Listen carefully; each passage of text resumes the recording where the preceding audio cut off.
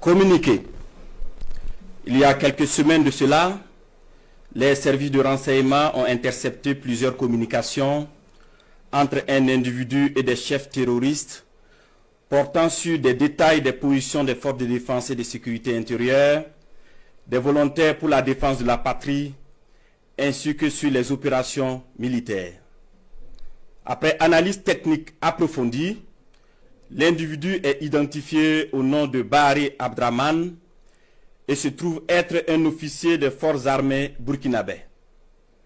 Il est identifié appartenant au bataillon de justice militaire. La recherche d'informations sur lui dans son corps d'appartenance va permettre aux agents de renseignement de découvrir que l'officier est en situation d'absence irrégulière depuis quelques semaines et fait l'objet de procédures pour désertion. La surveillance des communications du lieutenant déserteur Bahari Abdraman va donner des liens supplémentaires qui vont intéresser les services de renseignement, notamment avec un officier des forces armées du nom de Compaoré Joani, un ancien sous-officier de l'armée burkinabè du nom de Zerbo Laoko, un officier en service au Centre intégré des opérations du Burkina Faso, le commandant Ouedraogo Frédéric, un officier des forces armées en stage dans un pays européen, mais déserteur depuis un bout de temps et ayant rejoint Abidjan du nom de Kaboré Constantin. Le travail minutieux des services de renseignement va révéler un grand complot en préparation contre notre pays, dont le but ultime est de semer le chaos total en vue de placer le pays sous tutelle d'une organisation internationale à mesure de reprendre le contrôle dans 10 ou 20 ans selon les instigateurs. Des informations sensibles ont été passées aux terroristes en vue d'accentuer les attaques contre les forces combattantes et les civils dans le but de susciter la révolte contre les autorités. Aussi, d'autres stratégies ont été développées pour désorienter les services de renseignement afin de les amener à faire des arrestations massives au sein des forces de défense et de sécurité intérieure et espérer ainsi créer des frustrations et un sentiment de peur. La manipulation est menée également à travers des messages diffusés pour susciter injustement certains et d'autres messages envoyés à des chefs de corps pour leur faire peur en indiquant qu'ils seront arrêtés car étant sur une soi-disant liste noire. Des leaders religieux et coutumiers ont été sollicités pour convaincre certains officiers de s'engager dans cette mission funeste. Ce fut le cas malheureusement du capitaine Ouedraogo René David, en fuite actuellement.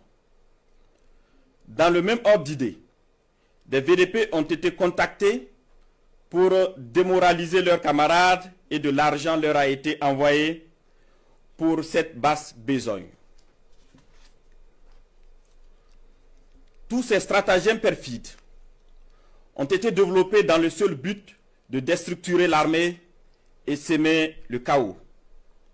Les services de renseignement ont suivi la manœuvre qui devrait aboutir, selon le plan des comploteurs terroristes, le mercredi 16 avril 2025, à un assaut sur la présidence du Faso par un groupe de soldats recrutés par les ennemis de la nation.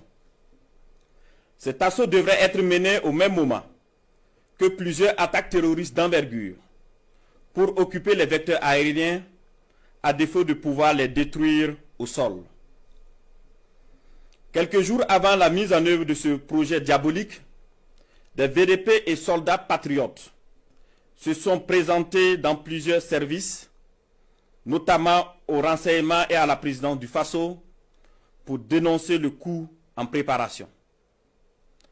Ces dénonciations se sont poursuivies jusqu'au mardi 15 avril 2025 et ont permis d'arrêter des cerveaux de la manœuvre à Ouagadougou et d'autres en fuite vers la Côte d'Ivoire. Il faut noter que les cerveaux à l'extérieur du pays sont tous localisés en Côte d'Ivoire, y compris le nommé Bahari Abdraman.